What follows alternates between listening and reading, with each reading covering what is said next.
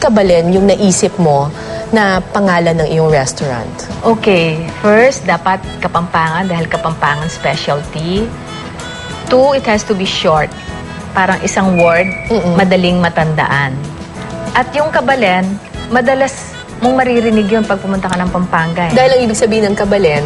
Ibig sabihin is kababayan, townmate. Tubong Pampanga si Maritel at namulat sa tradisyon ng pamilya sa pagninegosyo. Bagamat nasa food business siya ngayon, aminado si Maritel, hindi siya marunong magluto noon.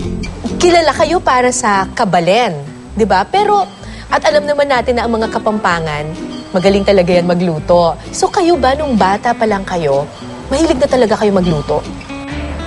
Actually, nung bata ako, hindi ako nagluluto. Ang nagluluto was my mother and ang grandmother ko, lola ko. Oo.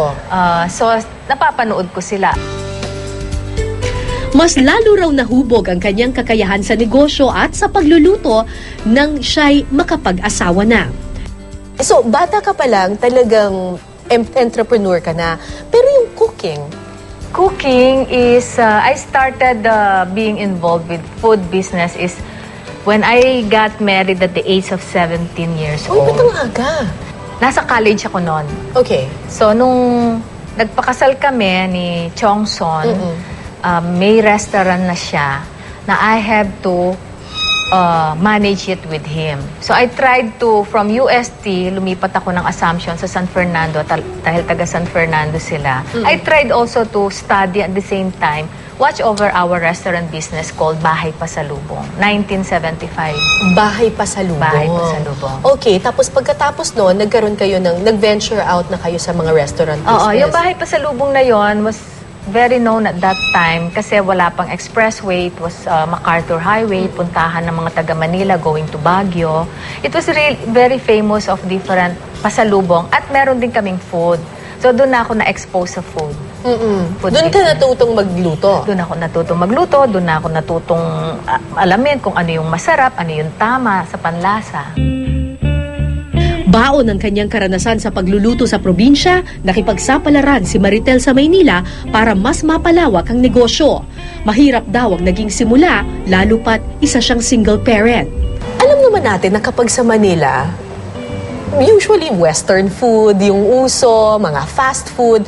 Bakit naglakas loob ka na gumawa ng Kabalen na authentic Kapampangan food? Ganito yung umpisa niyan.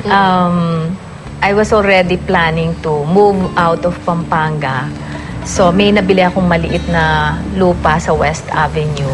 So, nag-decide akong, dahil experience ko na restaurant, gagawin ko restaurant. So, during the construction period ng restaurant, iniisip ko, ano isa-serve ko?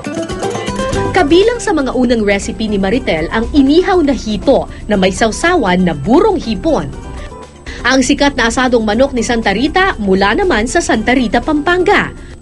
Ang pork sisig galing naman sa Angeles, Pampanga. At ang paborito niyang kare-kare.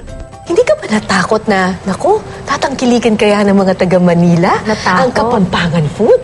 Natakot ako.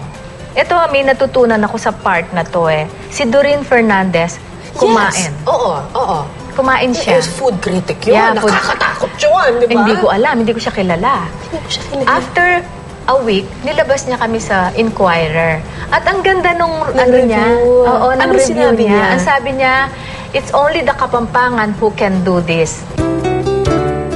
Masaya si Maritel na sa mahabang panahon na iginugol niya sa negosyo, naging katuwang niya ang kanyang mga anak. Isa na rito ang panganay niyang si Ian.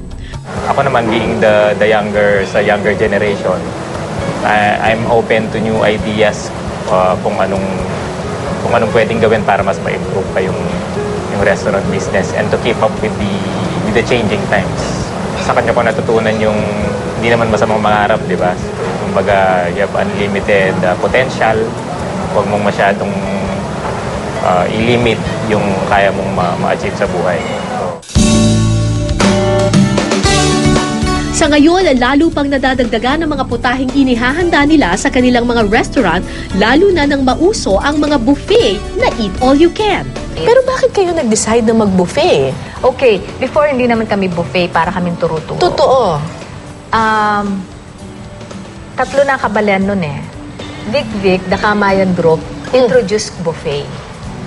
Eh kung nasaan kami ni Kamayan Yes. remember that time? Tama. Ilang months yun na pinag-aaralan ko, what will I do to compete with this price? Siya yung nag-umpisa na, eat all you can, lechon, this, ganun-ganun karami. So it took some time na na-realize ko, if I cannot beat him, I will join him. So, nag-buffet ka rin? Nag-buffet din ako.